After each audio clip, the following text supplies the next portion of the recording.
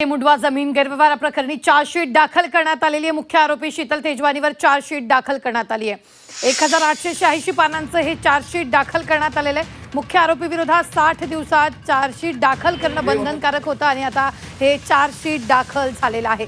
शासकीय जमिनीची परस्पर विक्री केल्याचा तेजस्विनीवर आरोप आहे। तेजवानीवर आरोप आहे। ही सगळ्यात मोठी बातमी आपण पाहतो। एफआयआर मधील आरोप कायम ठेवूनच आरोपपत्र दाखल केल्याचंही बोललं जात आहे। पुणे पोलिसांनी ही माहिती दिली आहे। आताच्या क्षणाची ही सगळ्यात मोठी बातमी आपण पाहतोय। झी 24 तासनंच हे प्रकरण समोर आणलेलं होतं। मुंडवा जमीन गैरव्यवहार प्रकरणी चार्जशीट दाखल करण्यात आलेला आहे। मुख्य आरोपी शीतल तेजवानीवर हे चार्जशीट दाखल झालेलं आहे। जवळपास 1886 पानांचं ही चार्जशीट आहे। या संदर्भात ताजे अपडेट देत आहेत आपले प्रतिनिधी चंद्रकांत फुंदे। चंद्रकांत, यावेळी तेजवानीवर आरोपपत्र दाखल झालेत, काय ताजे अपडेट?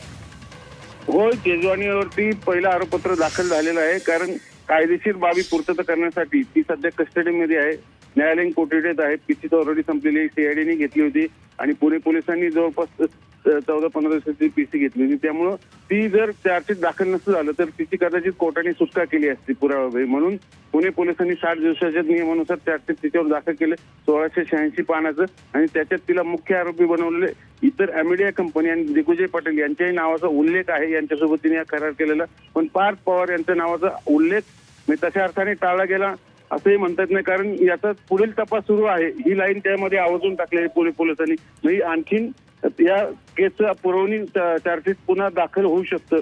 म्हणजे ही जागा ठेवलेली आहे। म्हणजे पुणे पोलिसांचा या केसमधला तपास सुरूच राहणार आहे। पण जी शीतल तेजवानी मुख्य आरोपी तिला जामीन मिळू नये म्हणून हे चार्जशीट दाखल करणं गरजेचं होतं आणि 60 दिवसात आणि म्हणून ते दाखल केले आणि त्याच्यात मुख्य आरोप हाच ठेवलेला आहे जो आपण ते सगळं समोर आणलं होतं। शासकीय जामीन परस्पर हडप करून वतनदारांची खोटी ही सगळे दाखवून ती अॅमिडिया कंपनीला विकल्याचा त्याच्यावर आरोप ठेवला आणि तोच आरोप जो एफआयआर मध्ये तो चार्जशीट मध्ये आहे आणि त्याच्या सविस्तर विवरण काय काय तपास केला, कुठून काय पंचनामे, या सगळ्या गोष्टींचं त्यात वतनदारांना मात्र कुठे ठेवलं नाही। कारण ही जमीन मुळात वतनदारांची नव्हती असंच पोलिसांचं एकूण तपासासमोर आलं। त्यामुळे त्यांना कुठेही साक्षीदार केलं जाणार नाही। पण इतर येवले जो आहे, जो आता जो तहसीलदार ज्यांनी हे सगळं आदेश काढला होता त्या सगळं ताबेदारीचा तो आणि नंतर दिग्विजय पाटील हे सगळे अँटिसिपेटरी बेलसाठी हायकोर्टात गेलेले, म्हणून त्यांच्यावरचे आरोप अद्याप निश्चित करता येत नाही।